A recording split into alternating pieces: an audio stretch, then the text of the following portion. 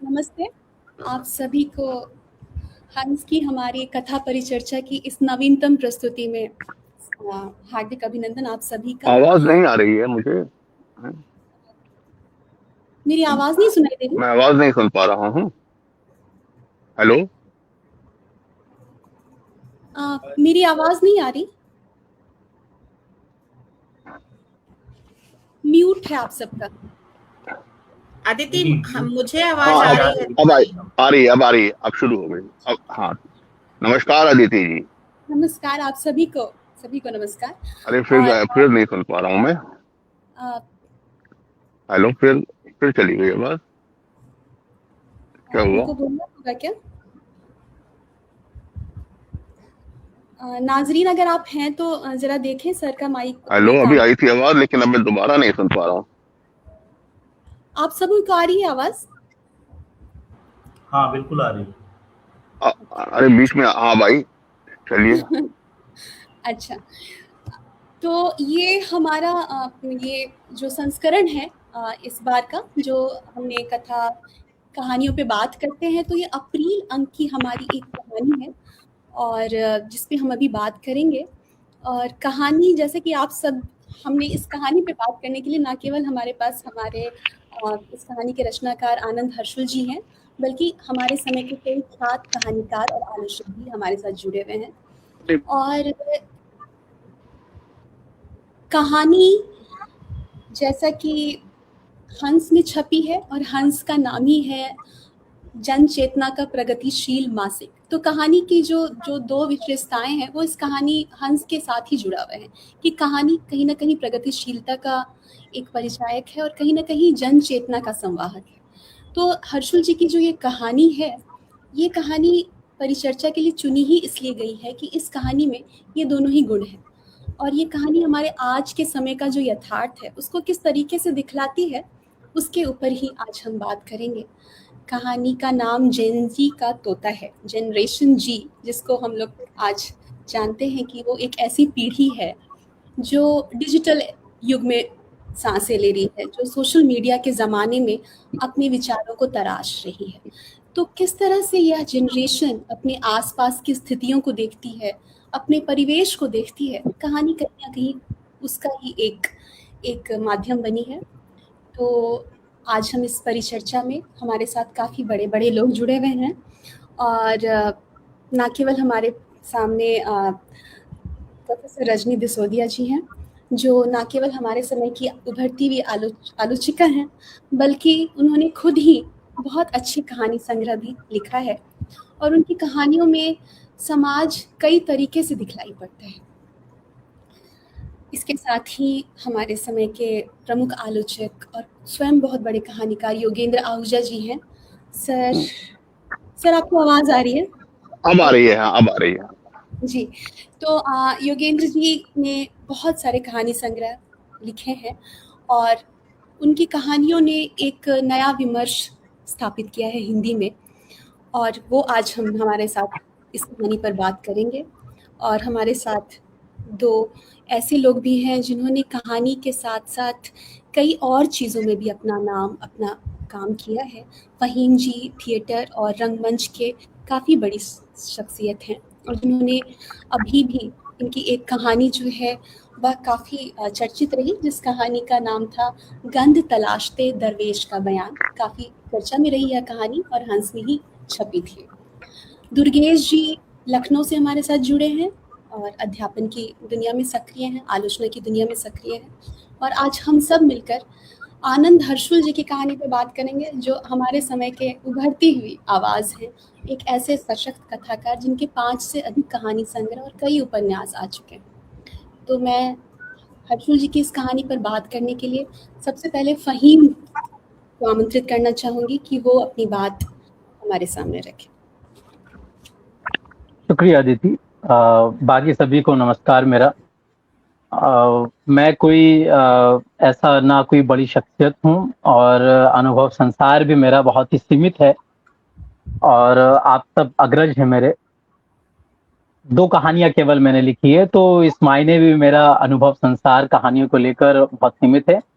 Theatre की दुनिया में थोड़ा ज़्यादा काम किया है और जिस उम्र को लेकर इस कहानी में चर्चा की गई है, उस उम्र के लोगों के साथ मेरा एक लंबा अनुभव है।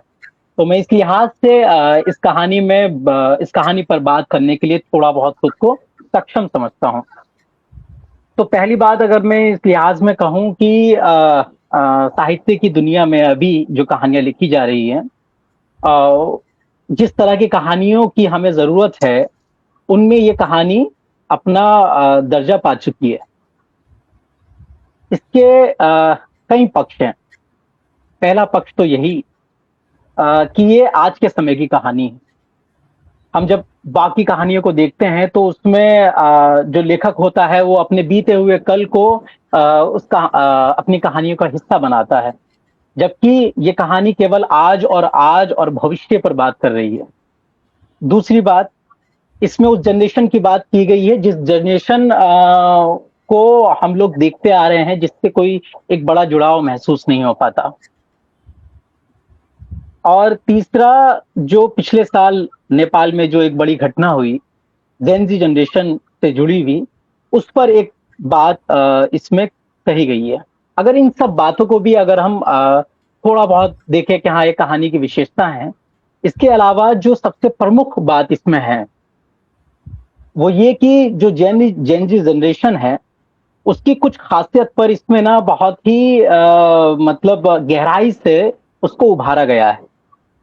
मेरा थिएटर से एक लंबा अनुभव रहा है, तो मैंने पिछले 7 सालों में अनुभव किया है। पहले स्कूल के बच्चों के साथ काम करते हुए 17 से 22 तक, और फिर कॉलेज के बच्चों के साथ काम करते हुए लगभग 20 से और 26 के बीच में, कि ये जो युवा ग्रेजुएशन कर रहे हैं या स्कूलों में हैं, इन्हें रिक्रिएशन की आदत नहीं है।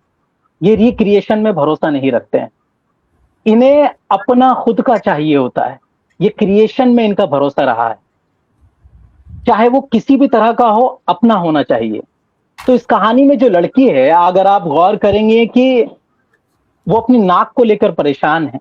वो अपनी नाक को सुंदर बनाने के लिए किसी ब्यूटी प्रोडक्ट का इस्तेमाल कर सकती थी। वो कहीं जाके उसकी सर्जरी करा सकती थी, लेकिन उसने अपनी दुनिया अपने हिसाब से चुनी। उसने एक तोते को चुना, जो एक सामान्य सी बात नहीं है। भले ही वो एक उसके लिए भ्रम बना है, लेकिन उसने अपने तोते को चुना। वहीं इस कड़ी में दूसरी बात, जब वो अपनी दुनिया बना चुकी है, अगर उस दुनिया को कोई बिगाड़ता है तो उसके लिए वो किसी भी हद तक लड़ सकती है, उत्पात मचा सकती है। जैसा कि हम कहानी में देखते हैं, जब तोता खो जाता है तो उस दुकान में आकर वो किस तरह से उत्पात मचाती है। इसी का एक बड़े फलक पर हम जब कहानी के आखिर में पहुंचते हैं, नेपाल के परिदृश्य में, तो वो भी एक जनरेशन जो उत्पात मचा रही है, वो किस लिए है?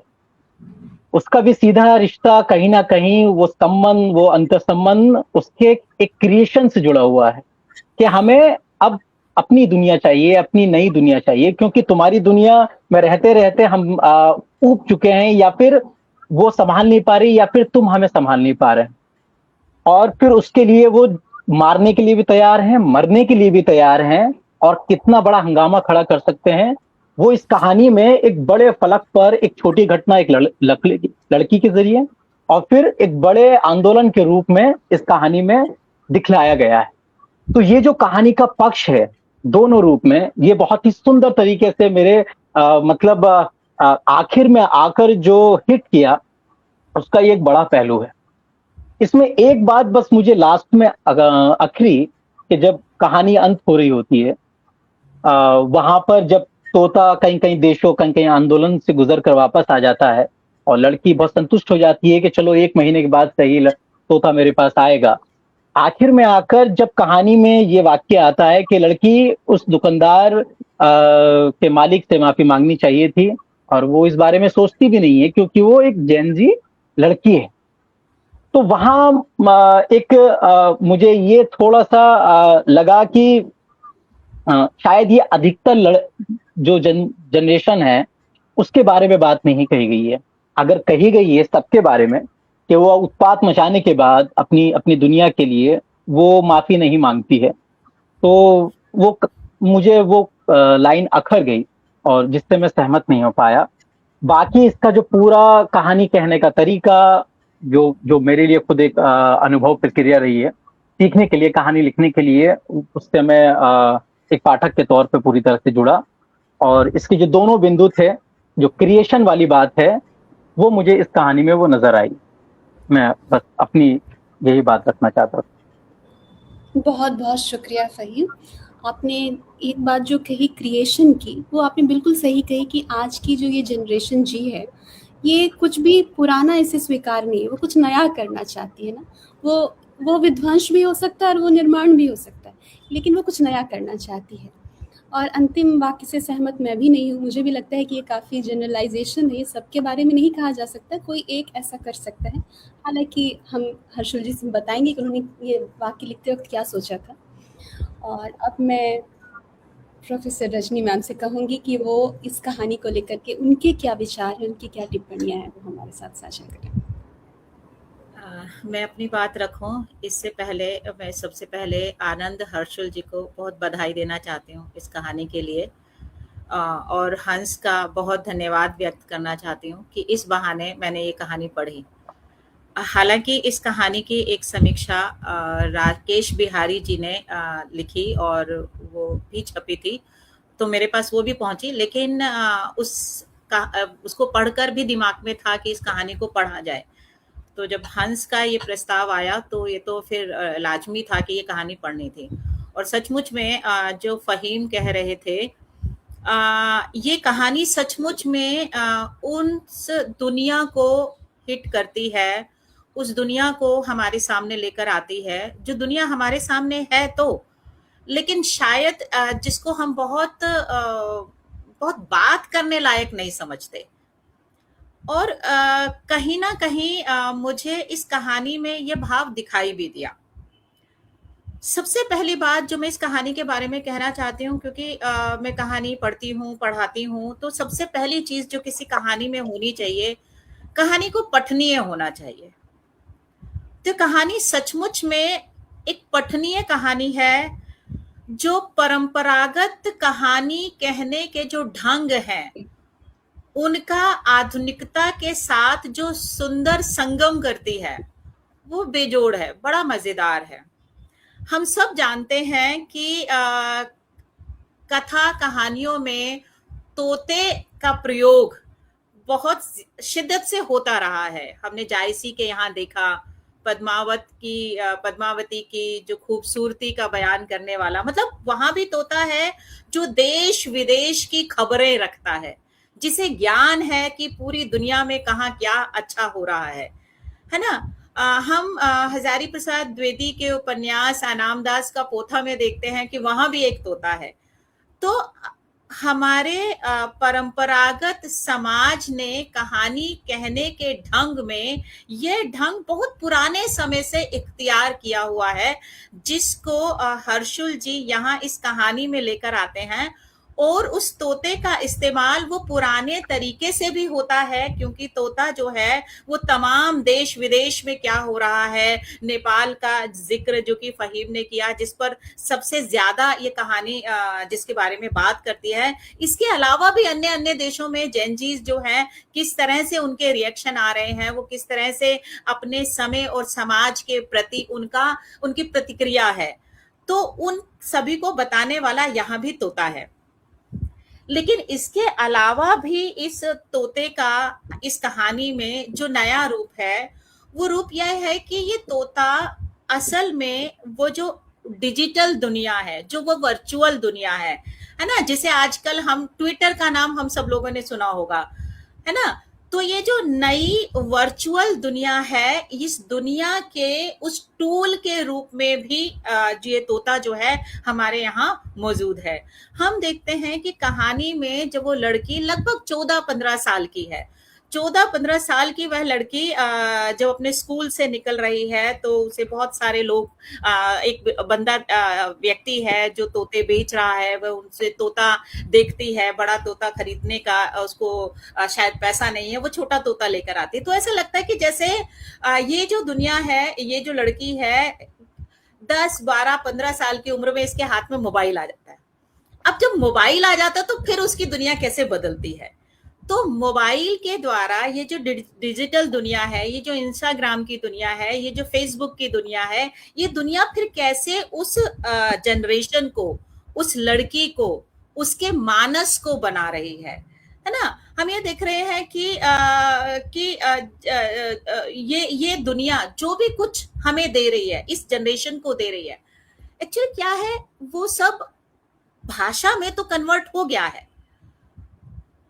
लेकिन उसके साथ रूप, रस, गंध का वह अनुभव नहीं है।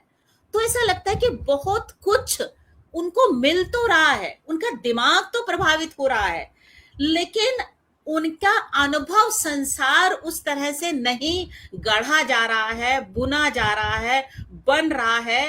तो मैं इस सिचुएशन को जब देखती हूँ तो मुझे ऐसा लगता है कि जैसे ऐसा है कि आप बहुत कुछ खा तो रहे हो, लेकिन आपकी भूख नहीं मिट रही है ना, आपके शरीर को कुछ नहीं मिल रहा है। तो ये जो जेनजी की दुनिया है, जिसको लेकर ये कहानी अपने पहले ही पंक्ति से बहुत क्लियर होती है, मतलब कहानी का जो विषय है उस विषय को लेकर कोई दुराव छिपाव कुछ नहीं है, सीधा सीधा कहानी खुलती है और बताती है कि ये कहानी का शीर्षक ही है जेनजी का तोता, है ना। और कहानी अपने दूसरे ही पेज में उस लड़की के लिए कहती है कि वो लड़की जेनजी लड़की है, क्योंकि उसका जन्म उस टाइम पीरियड में हुआ। तो ये जो जेनजी पीढ़ी है, ये जेनजी पीढ़ी किस माहौल में बन रही है, ये जेनजी की दुनिया जो है, कौन है जो इनकी दुनिया को बना रहा है। तो इनको घर में बैठे, इनके हाथ में इनका मोबाइल है और तमाम वो सोशल मीडिया है, एक दुनिया है, एक खिड़की है जो खुलती तो है, लेकिन उस दुनिया से धूप और हवा और गंध और जो अनुभव है, स्पर्श का अनुभव भी जो है वो वहां नहीं पहुंच रहा है। तो इसकी वजह से यह दुनिया एक असंतुष्टों की दुनिया है, बहुत भारी असंतोष इस पीढ़ी के भीतर है, और जो कि हमें इस कहानी के प्रारंभ से ही वो दिखाई देने लगता है कि वह जो लड़की है मात्र 7 साल की है, और वो 7 साल की लड़की को ही अचानक से एक दिन शीशे में देखते हुए लगता है कि मेरी नाक सुंदर नहीं है, और वो इधर से पलट के देख रही है, उधर से पलट कर देख रही है कि मेरी नाक सुंदर नहीं है। और इस नाक का सुंदर ना होना उसके लिए कोई बहुत साधारण बात नहीं है, क्योंकि उसके बाद जब अपनी माँ के साथ होती तो माँ कहती है मेरी जैसी तो है तेरी नाक, तो मुझे तो आज तक किसी ने नहीं कहा कि मेरी नाक सुंदर नहीं है। तो जब मेरी नाक सुंदर नहीं है तो तेरी मतलब खराब नहीं है, बदसूरत नहीं है, तो तेरी नाक कैसे बदसूरत हो सकती है। लेकिन उस लड़की को बिल्कुल भी इस बात से कोई राहत नहीं मिलती। और यहाँ ही एक बात मेरे दिमाग में हिट करती है कि ये जो जेनजी पीढ़ी है, जिसके बारे में लेखक ने बहुत ढंग से, बहुत खूबसूरती से, कलात्मक तरीके से ये बताया कि उसके पास जो नहीं है वो तो उसे बहुत शिद्दत से पता चलता है, लेकिन जो है उसके प्रति वो बिल्कुल लापरवाह है। वो लड़की एक बार भी नहीं सोचती कि मेरे नाक सुंदर नहीं है तो क्या हुआ, आंखें सुंदर हो सकती हैं, बाल सुंदर हो सकते हैं, आवाज सुंदर हो सकती है, लेकिन एक बार भी ये बात उस लड़की के दिमाग में नहीं आती, और निरंतर ये बात उसके दिमाग में बनी रहती है कि मेरी नाक सुंदर नहीं है। तो ऐसा लगता है कि जैसे ये जो जेनजी की दुनिया है, ये असंतुष्टों की दुनिया है, जो अपने समय से, अपने समाज से, अपना जो भी कुछ उन्हें मिला है उससे बेहद असंतुष्ट हैं। और इस असंतुष्ट होने की वजह ही ये है कि एक लगातार चिढ़ उनकी नाक पर रहती है। हम इस कहानी में भी ये देखते हैं कि वह जो लड़की है, वह लड़की हमेशा चिड़ी हुई रहती है ना। किसी से उसको कोई बहुत इमोशनल अटैचमेंट नहीं है। हम देखते हैं कि वह एक नौकरी करती है, फिर दूसरी नौकरी करती है, फिर तीसरी नौकरी करती है, और उन नौकरियों को बहुत ही छोटी छोटी बातों की वजह से ही छोड़ती रहती है कि किसी का पाइप पीना उसे पसंद नहीं आता, किसी के चेहरे के मुहासे उसे पसंद नहीं आते, है ना। तो बहुत सारी चीजें साथ साथ जा रही हैं। वो साथ साथ चीजें बता रही हैं कि जेनजी पीढ़ी जो है उसके सामने आर्थिक समस्या बहुत ज्यादा नहीं है। उसके खाने पीने, रहने पहनने, उड़ने की जो जो समस्याएं हैं वो हल हो चुकी हैं, जिसकी वजह से वो जो असंतोष या असंतुष्टि उसके भीतर है, वो उन असंतोष और असंतुष्टियों के साथ रहना नहीं सीख पाती और वह मूव ऑन कर जाती है ना। तो इस तरीके से हमारी उस पूरी कहानी में हम जेनजी को देखते हैं और बहुत सारी बातें हैं। लेकिन एक और बात जिस पर मैं विशेष ध्यान देना चाहूंगी कि पिछले लगभग 8-10 सालों से हम देख रहे हैं कि विभिन्न पीढ़ियों को, जनरेशन्स को अलग अलग नामों से हम पहचान रहे हैं, है ना। उनके व्यवहार और उनकी आदतों के आधार पर हम उन्हें अलग अलग नाम देते हैं। तो जो लेखक हैं, लेखक की जो पीढ़ी है वह पीढ़ी बेबी बूमर्स की पीढ़ी है। ये बेबी बूमर्स और जेनेक्स, उसके बाद जो आते हैं मिलेनियल, जो उसके बाद आते हैं, ऐसा लगता है ये 3 पीढ़ियां मिलकर जेनजीज को निर्धारित कर रही हैं, बता रही हैं कि ये पीढ़ी कैसी पीढ़ी है। तो ये तो ठीक है कि वो जेनजीज के बारे में क्या बता रहे हैं, लेकिन क्या इन पीढ़ियों का जो नजरिया है इन जेनजीज के प्रति, क्या उस नजरिए पर ये कहानी बात करती है? क्या उस नजरिए पर भी बात हो सकती है?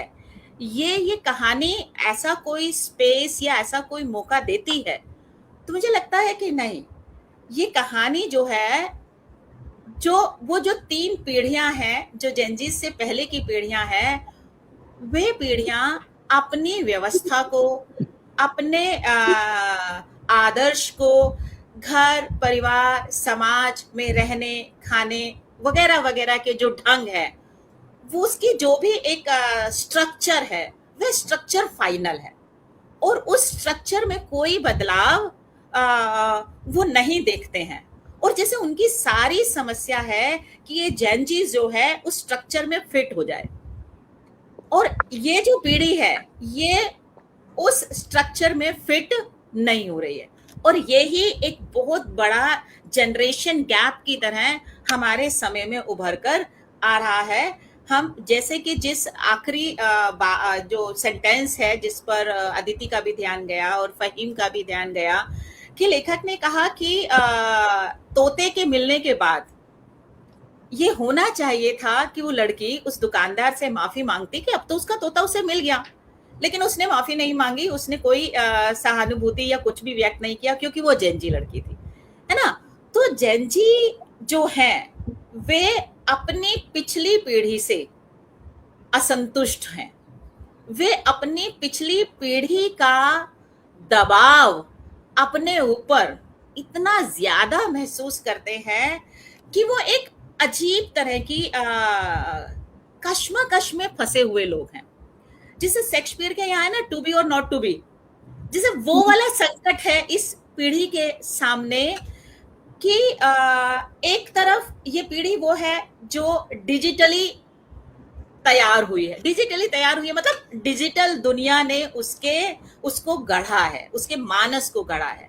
और दूसरी तरफ ये वो पीढ़ी है जो पीढ़ी अपने जो पहले की पीढ़ी है उनका जो पूरा बना बनाया ढांचा है, जो स्ट्रक्चर है जो उसके सामने है, वह उससे असंतुष्ट है, उसको नए तरीके से रिक्रिएट करना चाहती है, बनाना चाहती है।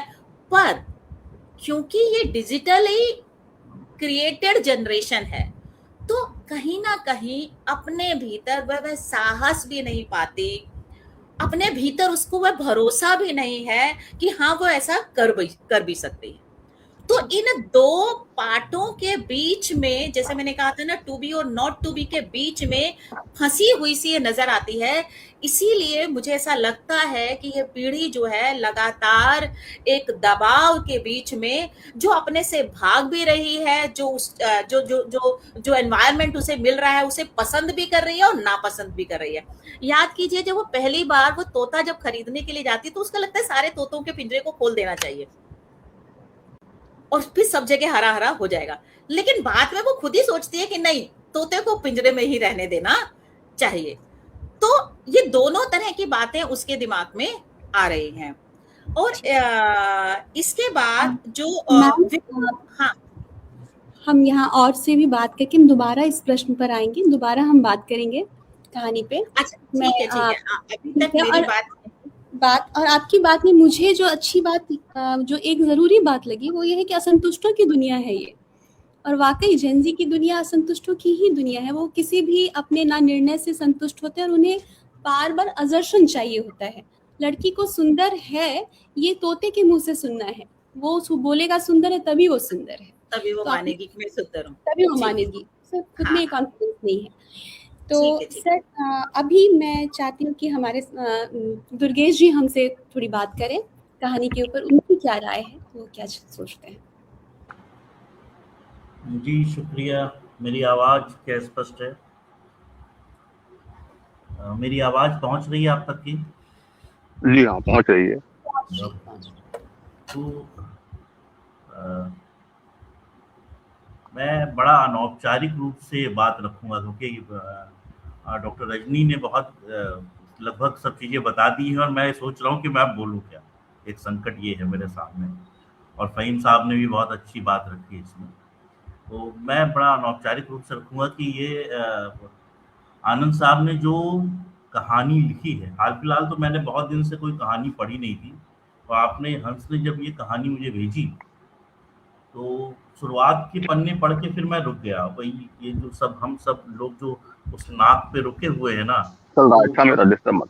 मैं रुक गया। फिर मैं सोचने लगा कि ये उम्र, जैसे आजकल हम लोग डॉक्टरों से बात करें बीच में, तो उन्होंने कहा कि साहब हर चीज़ की उम्र घट रही है। हर चीज़ की उम्र घटने का मतलब ये नहीं है, मतलब वो मनोविज्ञान जो किशोरावस्था में किसी समय पे हुआ करता था, जो आप 15-16 की उम्र में जिन चीज़ों के बारे में सोचा करते थे, वो अब घट के कहीं नीचे आ गया। और मैं बात करूंगा कि युवाल नोआ हरारी बड़े अच्छे लेखक हैं, तो मैं उनका एक इंटरव्यू सुन रहा था और उन्होंने बड़ी अच्छी बात की कि आज का जो धर्म है वो दरअसल एल्गोरिथम है। हम सब उलझे हुए हैं सोशल मीडिया की दुनिया में। और ये डॉक्टर रजनी ने बहुत अच्छी बात कही कि वो सोशल मीडिया के थ्रू ही हम अपनी पहचान को चाहते हैं। हमने हकीकत की जो हमारी पहचान है, जो वास्तव में हम हैं, दरअसल हमने उससे दूरी बना ली। किसी भी सफर में हम लोग जाते हैं और बड़ा औचक सा रहते हैं। मैं मेट्रो में बैठता हूँ, मैं देखता हूँ कि 20 लोग बैठे हैं, तो 20 वे कभी पहले बोल देते थे, लोग देख लेते थे एक दूसरे की तरफ, लेकिन अब नहीं देखते हैं, अब वो मोबाइल देखते हैं और वही उनके मानस। हेलो, तो वो आनंद साहब ने जो शुरुआत के उसमें लिखा है। अब आवाज नहीं आ रही है? हाँ जी, आवाज नहीं आ रही है? नहीं, बाकी लोगों तक शायद पहुंच रही है धीमे धीमे। हेलो जी हेलो, हाँ अब आ रही है। आवाज नहीं आ रहा, शायद योगेंद्र जी का। मैं अपनी बात नहीं, लगातार नहीं आ रही है, पता नहीं क्यों। मैं कंटिन्यू कर सकता हूं? मैं साइन आउट करके साइन इन करूं क्या?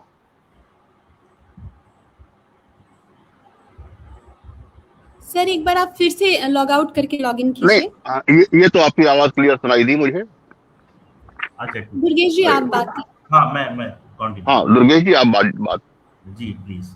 अच्छा, मैं इस कहानी को जैसे जैसे पढ़ता गया, मुझे बड़े व्यक्तिगत अनुभव याद आते गए। तो मुझे लगता है किसी ने बहुत करीब से लिखा है, इसलिए एक चीज मैं इसमें देख रहा था, मैं उसको सुना देता हूँ ऐसे। अच्छा, एक चीज फ़हीम साहब ने छोड़ दी।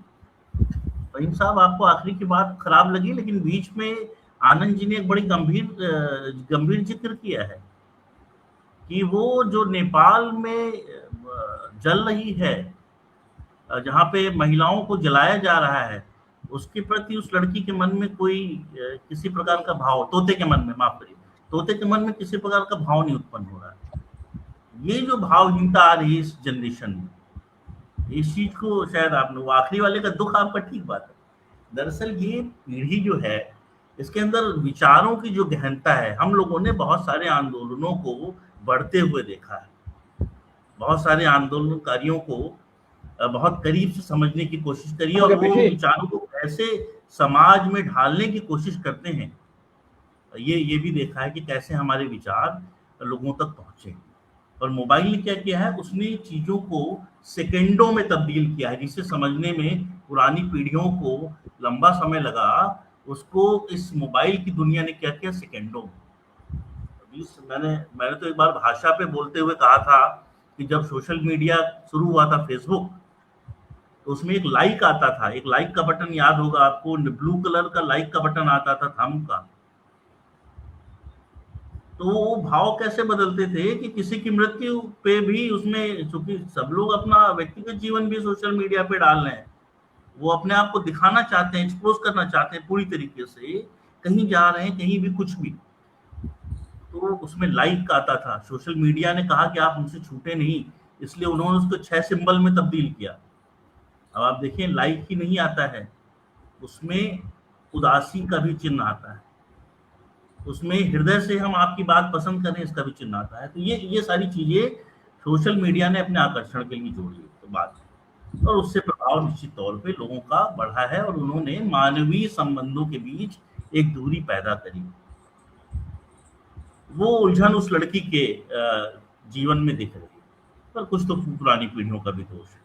दूसरा क्या है, उसकी नौकरी छोड़ने की जो बात है, ये मैं इसलिए हंसने लगा इस कहानी को पढ़ करके कि इत्तेफाक की बात है कि मैं 3-4 दिन पहले ही अपने भाई साहब से बात कर रहा था, तो उन्होंने बताया कि हमारे यहाँ एक नए जूनियर बच्चे ने ज्वाइन किया है, और उसने जो है इसलिए नौकरी छोड़ दी क्योंकि उसका इंक्रीमेंट नहीं हुआ था। तो मैंने कहा कितना दिनों का, सब 10 महीने हुए थे उसको, और उस 10 महीने में इंक्रीमेंट उसका क्योंकि नहीं हुआ, और हम लोगों को 10-10 साल हो गए करते हुए, हमारा बॉस कहता है तो हम कहते हैं ठीक, अच्छा काम कर देंगे। पर उसने कहा कि नहीं, गूगल ने तो परफॉर्मेंस पे बढ़ाया है, आप कहते हैं कि साहब हम समय पे बढ़ाएंगे, मतलब 1.5 साल हो जाएगा, 1 साल हो जाएगा, तब हम पैसा बढ़ाएंगे। तो उसने दूसरे दिन ही रिजाइन कर दिया, उसको बिल्कुल चिंता इस बात की नहीं थी कि हमें आगे नौकरी मिलेगी नहीं मिलेगी या जो भी है उसको। तो ये मैं उसको लगातार कहानी पढ़ता गया, तो मैंने कहा साहब आनंद साहब ने, लगता है बहुत सारे लोगों के व्यक्तिगत जीवन को खंगालते हुए बिल्कुल यथार्थवादी कहानी। फिर एक और मैं घटना बताऊं जिसमें आपने लिखा है कि वो लड़की कहती थी कि साहब वो हमारा तोता जो है अब शब्द सीख जाएगा। ये है कि वो अंग्रेजी भाषा में वो खुद भी अब शब्द कहती थी। वो जो आजकल एक शब्द हम लोग प्रयोग करते हैं, कूल डूड। कूल डूड में क्या है कि जो आपको एक आर्थिक रूप से संपन्न वर्ग है, वो साहब अरे गरीब का बच्चा, ये इतना आप शब्द कहता है, बहुत बदतमीज और बेहुदा बच्चा है, इसको हम अपने स्कूल में नहीं रख सकते, ये तो बड़ा भद्दा, खराब कर देगा, बड़ा भद्दा टाइप का। और जब आप देखेंगे कि जो आर्थिक रूप से संपन्न वर्ग है, उनके बच्चों को इस समय अगर आप उनका आकलन कर पाए व्यक्तिगत तौर से, तो देखेंगे वो बहुत ज्यादा अपशब्दों का प्रयोग कर रहे हैं, और उनके लिए वो कोई बहुत बुरा नहीं, और खासकर अंग्रेजी भाषा के शब्द जो उसमें दिखाया गया।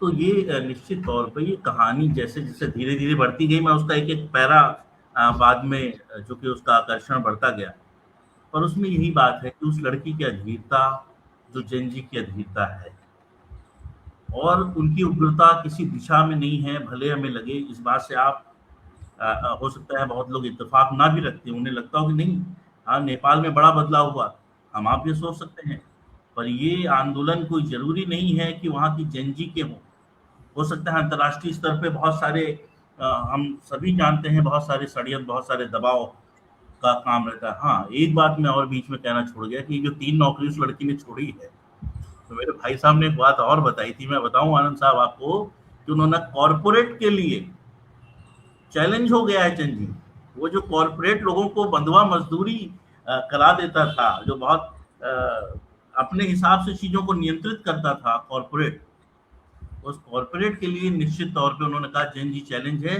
क्योंकि वो बहुत पैसा लगा के उनका ट्रेनिंग वेनिंग कराते हैं और वो तुरंत में नौकरी छोड़ देता है, उसको इससे कोई चिंता विंता है नहीं। तो कहानी उस गंभीरता को भी मतलब बहुत अच्छे से व्यक्त कर पा रही है। फिर उसमें बहुत सारे आंदोलनों का जिक्र है। मैं उसको आंदोलन के तौर पे अभी इसलिए नहीं मानता क्योंकि हो सकता है अभी हमने फौरी तौर पे साल 2 साल में ये चीजें देखी हैं और इतनी तेजी से कोई आंदोलन पनपता नहीं है, हमने भी देखा है। उसके लिए बड़ी लंबी भूमिका की जरूरत होती है, बहुत गहरे विचारों की जरूरत होती है। और तब, और एक बात और मैं बता दूं, ऐसे आवेश वाले आंदोलन ज्यादा सफल नहीं होते हैं। हमने तो अपने देश में भी आंदोलन देखे हैं और हम भी उस समय आवेश में रहे बहुत, लेकिन बाद में हमें पता चला कि नहीं, ये आवेश गलत था, वहां पे हम समझ नहीं पाए चीजें। तो वो सृजन नहीं करेगा, नुकसान ज्यादा करेगा।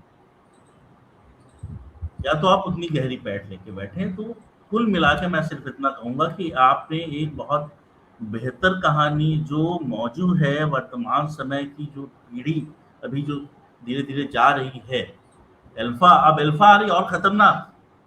अभी आप तो आप उससे रूबरू होंगे। छोटे बच्चों के पास इतने खतरनाक जवाब हैं और ऐसा इतना एक्टिव है वो बच्चे कि हम तो नहीं समझ पा रहे। ये देखिए, पीढ़ियों का जो जनरेशन गैप जो हम शब्द सुनते थे, ये हमेशा रहा है, ये हम नहीं कह सकते कि नहीं रहा, लेकिन अब वो तेज हो गया है। अब की पीढ़ी बहुत तेज गति से चीजों को सीख रही है। तो ये कहानी उसी को कुल मिला के व्यक्त करती है। मुझे आपने इस परिचर्चा में शामिल किया, इसके लिए धन्यवाद। और आनंद जी, आपने बहुत गहरे मनोविज्ञान के साथ ये कहानी लिखी, इसके लिए भी आपको बहुत धन्यवाद। और मैंने पढ़ा इसके लिए कि इतनी अच्छी कहानी मैं पढ़ नहीं पाया था। एक छोटी सी बात कह के खत्म करूंगा कि हमारे एक उर्दू के साथी हैं, उन्होंने बहुत सारी पुस्तकें छापी, पर जब हिंदी पढ़ते हैं तो वो मुझे फोन कर देते हैं, कहते साहब वो मैं अवघड़ पढ़ रहा था, वो नीलोत्पल मृणाल की, तो आपने क्या हाल फिलहाल की कोई कहानी पढ़ी हो तो मुझे ऐसी कोई कहानी बता दीजिए जो मुझे प्रभावित कर सकती है। उर्दू के हैं वो मूलतः। तो मैंने करीबन ये बात है 15-20 दिन पहले की, जब उन्होंने मुझसे कहा, तब तक मैंने ये कहानी नहीं पढ़ी थी। लेकिन अब मैं उन्हें ये कहानी बता दूंगा कि अगर आपको हाल फिलहाल की कोई कहानी पढ़नी है तो आप इस कहानी को पढ़ सकते हैं। और इससे आप जो ये नई पीढ़ी है, इसकी अधीरता, इसकी उग्रता और शायद इसकी जो विचारहीनता है, सब कुछ खराब नहीं है, मैं ये नहीं कहूँगा कि सब कुछ खराब है, लेकिन फिर भी इसको सरलता से आप जान पाएंगे। तो बहुत धन्यवाद। अगर मेरी किसी बात से कोई असंतुष्ट है तो वो भी कुछ बोलेगा तो मुझे अच्छा लगेगा। पर डॉक्टर रजनी ने बिल्कुल बहुत अच्छा उसको व्यक्त किया, तो उनकी बातें सुनकर भी मैं प्रभावित हुआ। बहुत धन्यवाद इसके। बहुत बहुत शुक्रिया सर, बहुत बहुत धन्यवाद आपका। आपके ऑब्जर्वेशंस बहुत सही थे, और चूंकि आपका काम खुद भी आपने आंदोलनों पे ही काम किया है, तो मुझे लगता है कि आपको उस पक्ष में काफ़ी थोड़ा आपको लगा कि वहाँ कुछ कमी रह गई या कुछ कसर रह गई। बहुत कमी है, बहुत सारी कमियां हैं, लेकिन क्योंकि और लोग हैं बोलने के लिए, इसलिए मैं आंदोलनों पे नहीं, हम लोग किसान आंदोलन पे बहुत लंबे समय तक हम लोगों ने काम किया है और तमाम पुराने आंदोलनों को पढ़ा। तो लेकिन बाकी अब सीनियर हमारे बैठे हुए हैं, योगेंद्र जी तो भी बोलेंगे हम जी। अब मैं हमारे योगेंद्र जी के पास ही आ रही हूँ। और सर, मैं चाहती हूँ कि आप ना केवल कहानी के ऊपर बात करें, पर मैं चाहती हूँ कि अगर इस कहानी ने जैन जी के मनोविज्ञान को पकड़ा है तो थोड़ी शिल्प पे भी बात करें। थोड़ी हमें ये बताएं कि कहानी को लिखते वक्त आपके अपने ऑब्जर्वेशन तो होंगे ही, पर थोड़ी भाषा पे भी आप बात करें तो हमारा ज्ञान थोड़ा और बढ़ेगा कहानी को लेकर के। सब हो रही है। नमस्कार आनंद जी और सभी पार्टिसिपेंट्स को। किसी कहानी पर चर्चा के दौरान लेखक भी मौजूद हो, मेरी आवाज आ रही है ना? आ रही है। अच्छा, मैं ये कह रहा था कि अगर लेखक भी चर्चा में मौजूद हो तो उसकी मौजूदगी कई बार एक संकोच पैदा करती है। तो मैं ऑफ हो जाता हूँ। हाँ, मैं ऑफ हो जाता हूँ, आप आराम से बात करें। पाठक अपनी बात पूरी, हाँ सुन रहा हूँ, मैं सुन रहा हूँ। मैं ऑफ हो जाता हूँ, आराम से। मैं जो है ना, मैं यही कहना चाह रहा था कि आमतौर पे लेखक की मौजूदगी एक संकोच पैदा करती है। पाठक अपनी बात पूरी स्वतंत्रता या स्पष्टता और बेबाकी से नहीं रख पाते। लेकिन आज स्थिति कुछ अलग है। इस चर्चा में लेखक की उपस्थिति मुझे संकुचित नहीं, उल्टे मेरी मदद कर रही है, इसलिए कि लेखक मेरे आत्मीय मित्र हैं और मैं उनकी उदारता और लोकतांत्रिकता से परिचित हूं।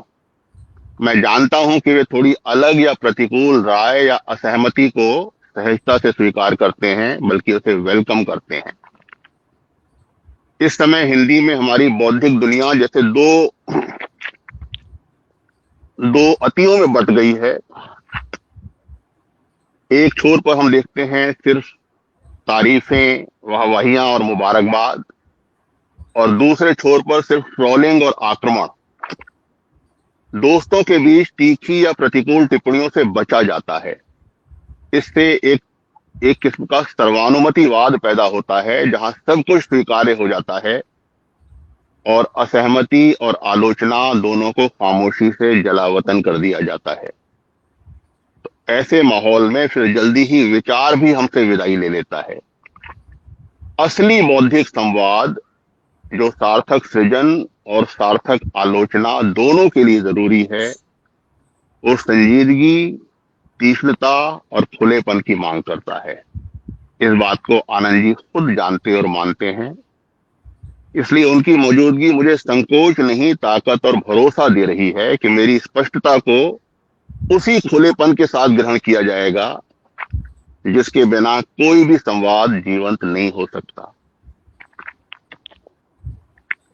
तो मैंने आप सबकी बातें सुनी। सबके पाठ कहानी को लेकर थोड़े थोड़े अलग हैं, कुछ समान हैं, समान बिंदु भी थे उनमें। तो मेरा पाठ भी थोड़ा सा अलग और थोड़ा सा समान होगा। कहानी एक बेहद मामूली सी घटना से शुरू होकर इंसान के भीतर की गहरी मानसिक और सामाजिक जटिलताओं तक पहुंचती है। एक 7 साल की लड़की जब अपने नाक को लेकर अचानक असहज हो जाती है, ये केवल शारीरिक असंतोष नहीं है, ये उसके भीतर आत्म चेतना के जन्म का पहला क्षण है। पहली बार वो अपने सेल्फ इमेज को लेकर जागरूक हुई है कि वो कैसी दिखती है और दुनिया उसे कैसे देखती है। ये असहजता धीरे धीरे उसके भीतर गहरी असुरक्षा का रूप ले लेती है। फिर कहानी में तोता दाखिल होता है। कोई मामूली तोता नहीं, बल्कि बहुत तेज उड़ने वाला, पेड़ों पर बिल्ली की तरह चढ़ सकने वाला, कुछ गुस्सैल मिजाज का अलेक्जेंड्राइन पैराकीट, जिसके बारे में लिखा गया है कि उसके पुरखे सिकंदर के साथ यूरोप से हिंदुस्तान आए थे। आनंद जी, यहां मैं एक तथ्य ठीक करना चाहता हूं। दरअसल सिकंदर के सैनिक इसे यूरोप से भारत नहीं लाए थे, लौटते हुए यहीं से यूरोप ले गए थे। ये तोता लड़की के लिए आश्वासन का, वैलिडेशन का जरिया बनता है। वो बार बार तेरी नाक सुंदर है कहकर लड़की के हीन भाव को ढक देता है। लेकिन ये वैलिडेशन कृत्रिम है, क्योंकि वो तो सिर्फ उसकी बात दोहरा रहा है। लड़की ही वो सुन रही है जो वो सुनना चाहती है। तो ये लड़की का आत्म छल या सेल्फ डिसेप्शन है, जब हम किसी झूठ, किसी गलत बात को बार बार सुनकर, ये जानते हुए भी कि ये झूठ है, उसे सच मान लेते हैं। वो अपने असुरक्षा बोध के चलते तोते पर अत्यधिक निर्भर हो जाती है। कहानी का एक डायमेंशन तो ये है, एक सेकंड, और दूसरा डायमेंशन है जैन जी के आंदोलन और तोते का उनसे जुड़ना। तोता लड़की का पर्सनल ग्रेटिफिकेशन न रहकर एक सामाजिक राजनीतिक प्रतीक बनने लगता है। जो कभी लड़की के लिए प्रेम और भरोसे का स्रोत था, वो भीड़, नारे, हिंसा और सामूहिक उन्माद का हिस्सा बनकर शोर में गुम हो जाता है। उसके खो जाने से लड़की का कृत्रिम आत्मसंतोष टूट जाता है और उसके भीतर तीव्र क्रोध और हिंसा पैदा होती है, जो दुकान में तोड़फोड़ के रूप में बाहर आती है। आखिर में जब तोता लौटता है, तब वो पहले जैसा नहीं रह गया। लड़की अब भी उसी पुराने आश्वासन की मुंतजिर है कि वो फिर उसकी नाक को सुंदर कहेगा। लेकिन अब तोता के दुनिया के तमाम देशों में जेनजी के आंदोलनों में शामिल होता फिरता है और वहां से नारे उठा लाता है। कहानी यहीं खत्म होती है। इस तरह ये कहानी इंसान की आत्म छवि, असुरक्षा और उनसे निपटने के तरीकों की तहकीक करती है। साथ ही ये दिखाती है कि निजी भावनाएं और सामाजिक राजनीतिक परिस्थितियां एक दूसरे से अलग नहीं होती, वे लगातार एक दूसरे को प्रभावित करती रहती हैं। ये कथानक बहुत सशक्त है और हिंदी कहानी के लिए नया भी। लेकिन कथानक कहानी का केवल एक अवयव होता है, अपने आप में पूरी कहानी नहीं। मैं इसकी भाषा, ट्रीटमेंट और इसके नए से शिल्प के बारे में बहुत कुछ कह सकता हूं, जैसा आपने आग्रह भी किया, लेकिन सीमित समय में सभी पक्षों पर चर्चा मुमकिन नहीं है। इसलिए फिलहाल मैं इसकी समीक्षा छोड़कर उसके भीतर जो विचार या धारणा है उसकी पड़ताल, यानी इसका अवधारणात्मक परीक्षण करना चाहता हूं। कहानी में लड़की और तोते दोनों को जेनजी कहा गया है। ये जेनजी क्या है? ये कोई आधिकारिक या सर्वमान्य समाजशास्त्रीय शब्द नहीं है, हो भी नहीं सकता, क्योंकि ये कोई एक रूप यानी यूनिफॉर्म समूह नहीं है। इसके भीतर देशों, संस्कृतियों, भाषाओं, वर्गों, जातियों, धर्म, लैंगिकता, सामाजिक अनुभवों आदि के अनगिनत फर्क मौजूद हैं। इसे हम एक सांस्कृतिक मनोवैज्ञानिक श्रेणी या एक स्टेट ऑफ माइंड या एक प्रतीकात्मक नाम कह सकते हैं, जिसके जरिए नई पीढ़ी की कुछ प्रवृत्तियों को समझने की कोशिश की जाती है। जेन जी, जो जेन वाई और जेन अल्फा के बीच की कड़ी है, हमारे बहुत आसपास फिर भी शायद बहुत दूर है। कहानी पढ़ते हुए ख्याल आया, जिज्ञासा हुई कि लेखक और मैं खुद भी जिस जनरेशन के हैं, क्या उसका भी कोई नाम है? तो इस चीज का जिक्र मैडम रजनी पहले कर चुकी हैं। मालूम हुआ कि हम तथाकथित बेबी बूमर्स या जेन बी पीढ़ी से ताल्लुक रखते हैं। वो पीढ़ी जो सेकेंड वर्ल्ड वॉर के बाद पैदा हुई और 60-70 के दशक के सामाजिक आर्थिक बदलावों के बीच बड़ी हुई। बेबी बूमर्स नाम का संदर्भ यूरोप और अमेरिका था, जहां सेकेंड वर्ल्ड वॉर के बाद 1946 से 60 के बीच बर्थ रेट में अचानक इजाफा हुआ था। इसे अंग्रेजी में बेबी बूम कहा गया और उस दौर में पैदा हुई पीढ़ी को बेबी बूमर्स। तो हमारे देश में ये सूरत एग्जैक्टली ऐसी नहीं थी, लेकिन चूंकि ये वर्गीकरण वैश्विक तौर पर इस्तेमाल किए जाते हैं, तो हम भी जनरेशन बेबी बूमर्स के ही अंतर्गत आते हैं। तो जेन जी पर यह कहानी जेन बी या बेबी बूमर्स के लेखक की है और उसी जनरेशन का एक अन्य व्यक्ति उस पर चर्चा कर रहा है। जेन जी के गुण या लक्षण क्या हैं? ये वो पीढ़ी है जिसके लिए गूगल उसका गुरु है और स्क्रीन उसकी दुनिया। ये इंटरनेट, स्मार्टफोन और सोशल मीडिया के साथ बड़ी हुई है और ऑनलाइन रहना इसकी नेचुरल स्टेट है। ये पहचान के सवाल पर बहुत सजग है, लेकिन अपने आप को खुद परिभाषित करती है, दूसरों या समाज को नहीं करने देती। ये एक अधीर पीढ़ी है, इंस्टेंट रिएक्शन देती है और इंस्टेंट ही ग्रेटिफिकेशन चाहती है। प्रेम, सफलता, फूड, कोई नया फोन या गैजेट, सब इसे इंस्टेंट चाहिए। इसके भीतर आत्मविश्वास और असुरक्षा साथ साथ चलते हैं। ये mental health, gender identity, climate change, equality और पर्सनल फ्रीडम्स जैसे सवालों पर कहीं ज्यादा खुलकर बात करती है। ये बहुत कुछ जानती है, लेकिन कभी कभी भूल जाती है कि जानना और समझना हमेशा एक नहीं होता, दो अलग चीजें हैं। इसकी तमाम सूचनाओं तक सीधी और तेज पहुंच रहती है और हर सवाल का जवाब तुरंत खोजना चाहती है। अलग संस्कृतियों और अलग यौनिकता के प्रति ओपननेस रखती है। इसकी पर्यावरण चेतना उन्नत है और इको फ्रेंडली जीवन शैली की ओर झुकाव रखती है, सामाजिक और राजनीतिक मुद्दों के प्रति सजग है, व्यक्तिगत स्वतंत्रता और पहचान को महत्व देती है और पारंपरिक ढांचों पर सवाल उठाती है।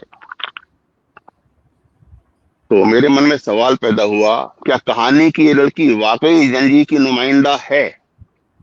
जेन के जो आम लक्षण माने जाते हैं, digital connectedness, self definition, social media centred identity, वे यहां लगभग गायब हैं। उसका व्यवहार जेन की उस छवि से उलट है जहां व्यक्ति खुद को खुद परिभाषित करता है। यहां लड़की अपनी पहचान के लिए तोते पर निर्भर है, तो उसकी सेल्फ इमेज भीतर से निर्मित नहीं हो रही, बाहर से आ रही है। उसका बदतमीज, अविनयी, कृतघ्न और हिंसक व्यवहार भी पूरी पीढ़ी का लक्षण नहीं, उसकी व्यक्तिगत मानसिक टूटन है।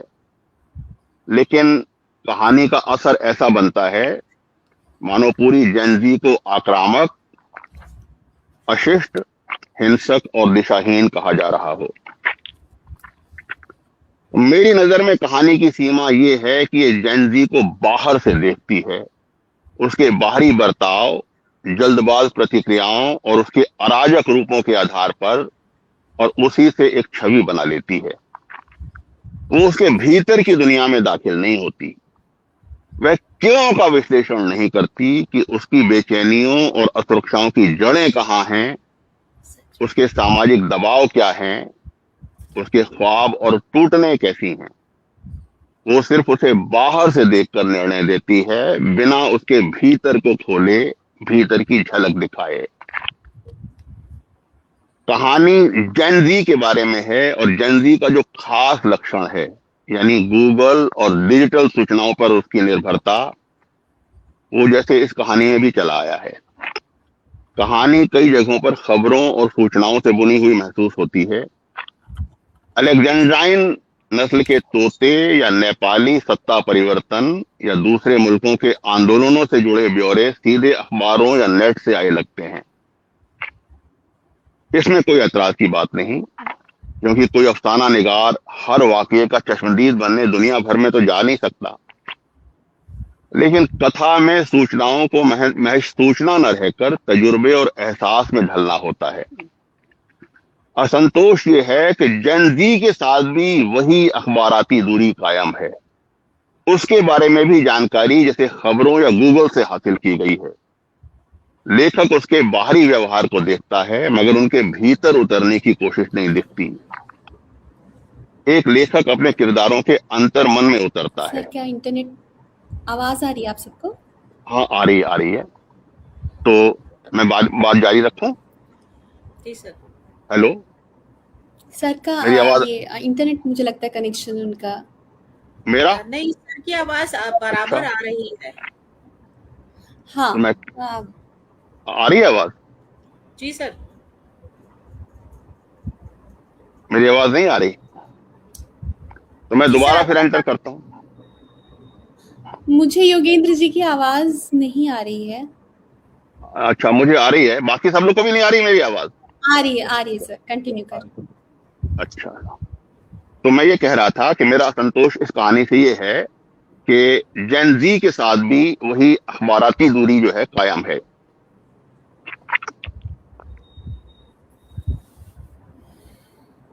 तो राइटर जो है, एक राइटर जो है अपने किरदारों के अंतर मन में उतरता है, उनकी साइकी और उनके ख्वाबों, उसकी कश्मकश और नाकामियों को भीतर से समझता है, सिर्फ बाहरी ब्यौरों तक सीमित नहीं रहता।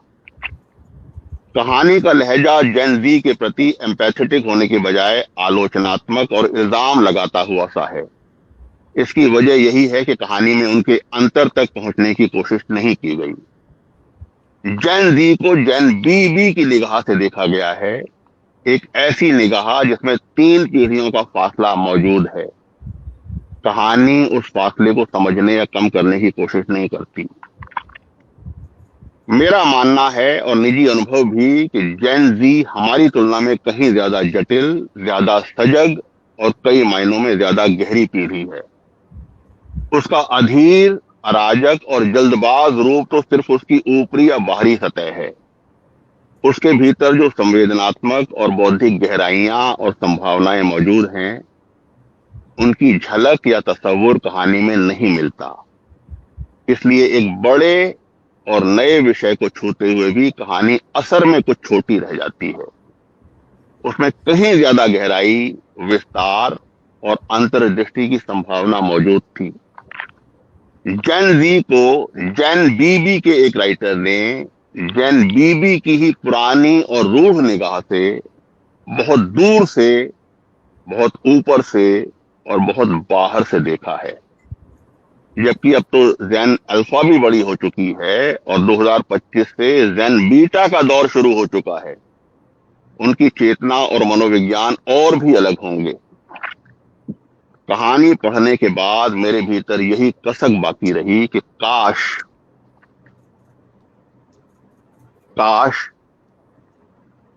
लेखक जो है जैन जी जैसी ही अधीरता न दिखाते हुए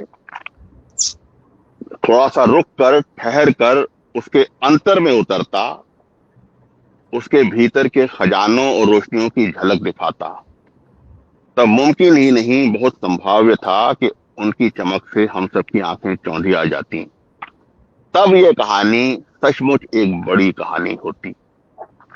यही मैंने कहना ये चाहा बात मैं था। चाहती हूँ कि अब हमारे आपके इन सारे जो आपके विश्लेषण हैं, मैं चाहती हूँ आनंद जी हमें बताएं कि उन्होंने किस निगाह से ये कहानी लिखी और उन्हें लिखते वक्त कैसा लगा ये कहानी, क्या सोचा आपने? लिख लेने के बाद उसको कुछ बोलना बड़ा अजीब लगता आनंद है। जी की अब मैं बात सुनने के लिए उत्सुक हूँ। नहीं, लिख लेने के बाद वो छप जाए कोई कहानी, उस पर कुछ बोलना बड़ा अजीब सा लगता है। इतनी सारी चीजें आपके हाथ से छूट गई हो तो आपके हाथ में कुछ है नहीं। और दूसरा योगेश जी की जो बातें हैं उसमें मेरे तो मित्र हैं, बहुत अच्छे मित्र।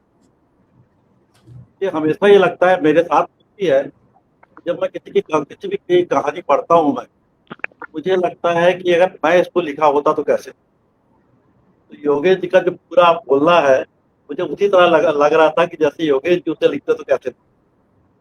तो सारी चीजें संभव होती नहीं है, कुछ चीजें आपके पास आती है, कुछ नहीं आती है। मेरे लिखने का अपना तरीका है। मैं सुन नहीं पा रहा हूँ। आवाज नहीं आ रही योगेश जी को?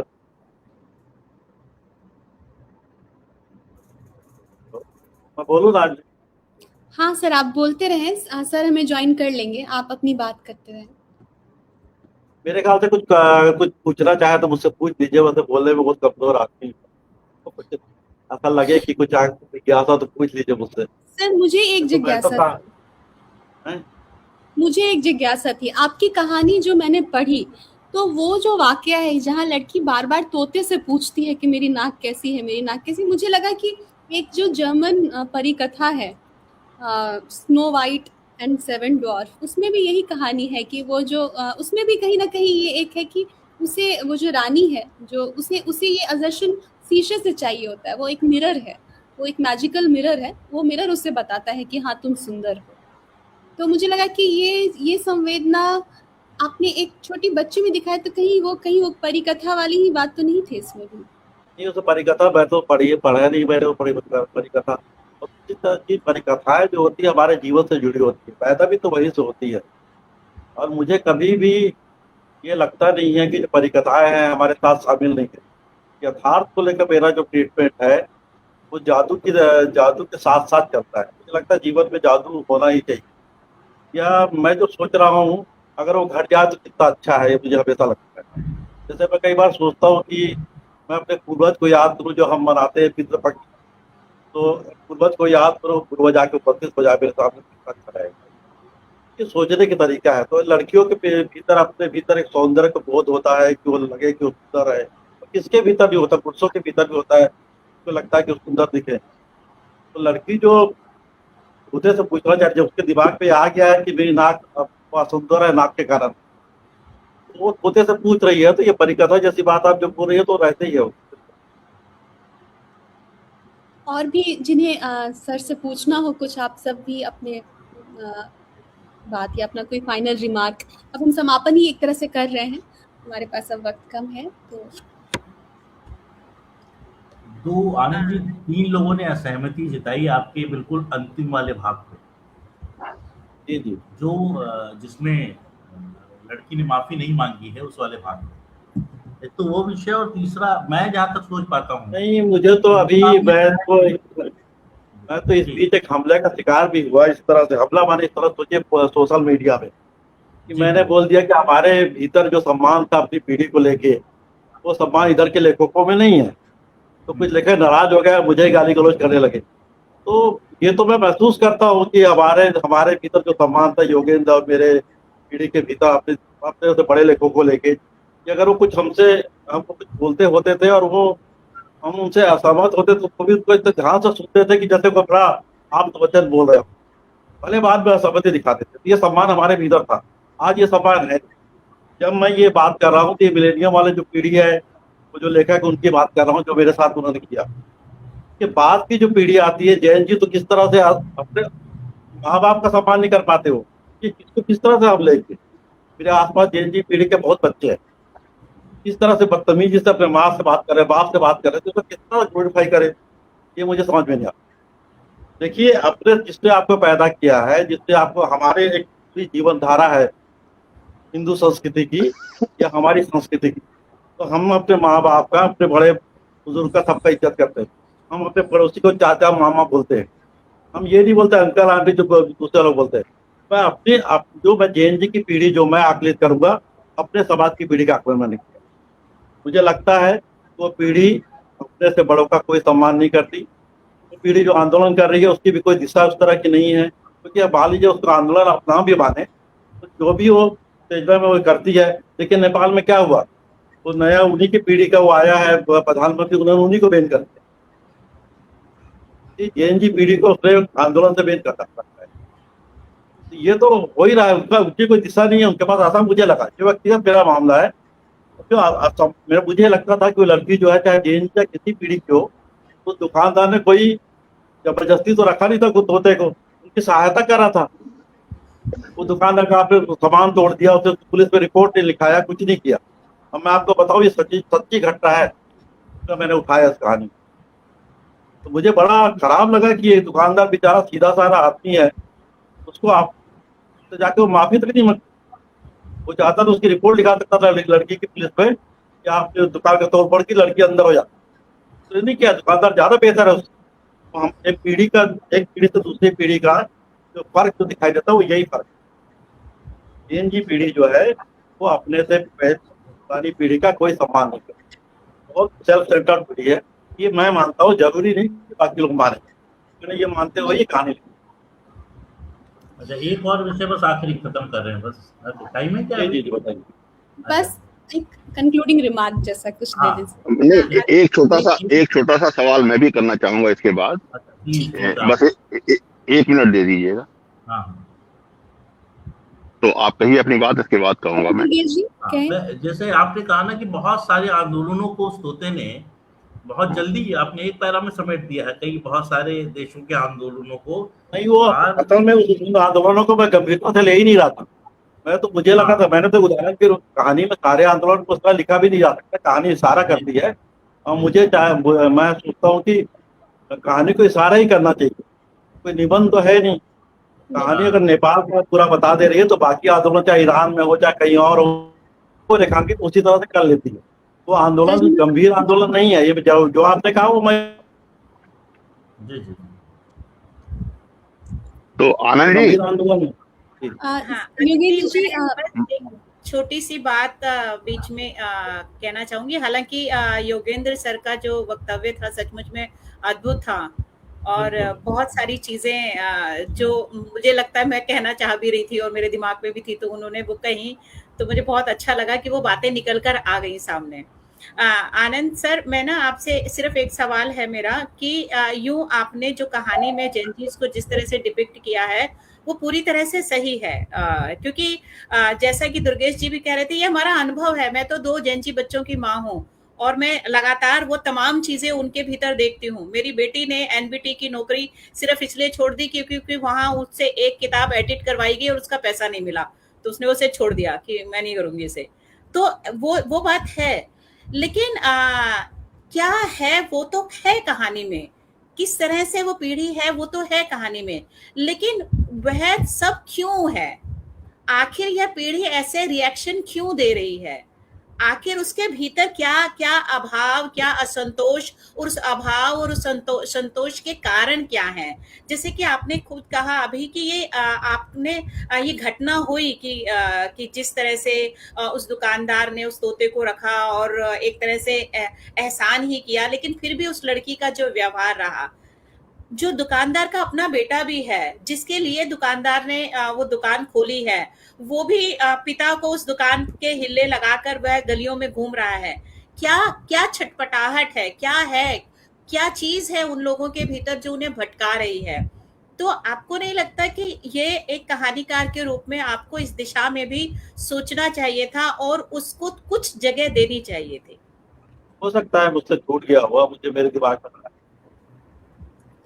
योगेंद्र जी आप। हाँ, मेरा प्रश्न ये था आनंद जी कि आपने जैन जी के किसी व्यक्ति से, लड़के या लड़की से मतलब गहरी बातचीत की है, यानी ऊपरी या औपचारिक नहीं, मतलब योगेश जी आपके आसपास तो जैन जी बहुत है, मेरे आसपास भी है, तो बातचीत तो होती रहती है। नहीं, बातचीत तो होती है, लेकिन मेरा मतलब उस हद तक जहां वो अपने सपने, आकांक्षाएं, कश्मकश, बेचैनियां सब आपसे शेयर कर सकें, उस हद तक बातचीत हुई है? मुझे कहानी से ऐसा लगा नहीं। हाँ, छोटे तबके के भी जैन जी को देखता हूँ जहाँ मैं रहता हूँ, मतलब हमारे यहाँ जो काम करने वाली आती है। देखना वो तो मैं लिखा ही है कि बाहर से तो आपने बहुत गौर से देखा है, बहुत ध्यान से देखा है, लेकिन उनके भीतर यानी उनकी साइकी में उतरने के लिए एक अंतरंग बातचीत उनसे होती, जिसमें वो आपसे अपनी सारी बेचैनियां शेयर कर पाते। तो राइटर से तो शेयर कर लेते हैं ना, अगर वो सहानुभूति से बात करे तो वो आसानी से नहीं खुलते हम लोगों के सामने। आपने कभी बातचीत की है कि नहीं मुझे पता नहीं, अंतरंग बातचीत। मैंने वो लड़की, तोता वाली लड़की से बात करने की मैंने कोशिश की, तो उसने मुझे झिड़क ही दिया, बोले आपको इससे क्या लेना देना। अच्छा, बस यही जानना चाह रहा था मैं। तो मैं अपने पास से बात करने गया, जबकि उसका पिता मेरा, जहाँ मैं भोपाल में कुछ दिनों रह रहा था, उसके पिता मेरे एक तरह से दोस्त की तरह हो गए थे। जब उनके मैं घर गया बकायदा, मैं बात करना चाहता हूँ, तो आपको उस वापस क्या लेना दे रहा है, सीधे बोली रहा। उस लड़की का व्यवहार मैं आपको बताऊं इस तरह था कि जो महिलाएं थी वो तक के विरोध में आके खड़ी हो गई थी कि देखो तुमको ऐसा नहीं करना चाहिए। मेरे मन में जो कुछ बैठा तो इसी तरह बैठा उसको लेके। अब ये पता नहीं है अंतर मन में क्या है उनके अंतर मन में। मुझे लगता है वो सब कुछ जल्दी पा लेना और रट पट बल्लभ का आता है, जैसे नौकरी छोड़ते हैं ना, वैसे आपको वो अपने जीवन से भगाते भी है। उसके भीतर घुतरा इतना आसान नहीं है जितना आप सोच रहे हैं, इतना आसान उनके भीतर प्रवेश करना है नहीं लगता। ठीक है, हमें लगता है बता रहा हूँ। हाँ, नहीं, वो लड़की के लिए बिल्कुल मुझे ठीक लगा कि वो लड़की अराजक हो सकती है, क्योंकि किसी एक का उदाहरण वाली बात थी बस सर, कि वो लड़की अराजक है, उसने नहीं माफी मांगी तो वो लड़की गलत है, बस वो सबके लिए था कि सारे लोग नहीं हो सकते। सुनिए ना, मैं वही था, मेरे तो जैन जी लोगों से बात होते रहती है, तो अगर तुम्हारे साथ ऐसा हो जाता तो क्या करती और क्या नहीं करती, ये मुझसे नहीं होता, तो ये संभव ही नहीं है। लड़की तो बना करती थी, मेरे हिम्मत करता था। और दूसरी चीज जो है कि आप जीवन में किसी से इंटरव्यू लेके ये कहानी लिखते नहीं है, आप जीवन में ऑब्जर्वेशन करते हैं। तो मेरा जो तरीका है, मैं ऑब्जर्वेशन करता हूँ, लोगों से बातचीत नहीं करता। कई बहुत सारे कहानीकार बहुत सारा सर्वे करते हैं और बहुत सारी चीजें करते हैं, मैं इस सब करता नहीं हूँ। मैं तो सिर्फ ओवर कल्पना में ज्यादा आधारित, मैं वही किया है, तरीका है ये लिखने का। ठीक है, मुझे लगता है कि कहानी लिखने वाले के पास इतनी लिबर्टी होनी चाहिए कि वो किसी घटना को, किसी चीज को, अपने परिवेश को किस तरीके से देखता है, तो ये उनका नजरिया है, जरूरी नहीं कि उससे हम सहमत हो या असहमत हो। वो तो सबसे पहले बहुत बहुत बधाई आनंद जी को इतनी अच्छी कहानी लिखने के लिए, जिसमें हम इतनी सार्थक बातचीत कर सके हैं, उसके लिए बहुत बहुत बधाई हो आनंद जी, मेरी ओर से भी बहुत बधाई। और कहानी के बारे में जो आज बातें हुई, ये भी अधूरी ही हैं, अभी और बहुत सारी बातें हो सकती हैं, लेकिन समय हमारे पास, लेकिन जितनी चर्चा हुई ये भी बहुत सार्थक थी। हम लोग पूरा एपिसोड सुनेंगे पूरा, बहुत अच्छा आपने बोला सर, थैंक यू। आप सब बोलने हमारे वक्ताओं का सबका धन्यवाद और इस कार्यक्रम में जुड़ने के लिए आप सबका धन्यवाद। थैंक यू, नमस्कार आप। धन्यवाद, नमस्कार। Oh my God.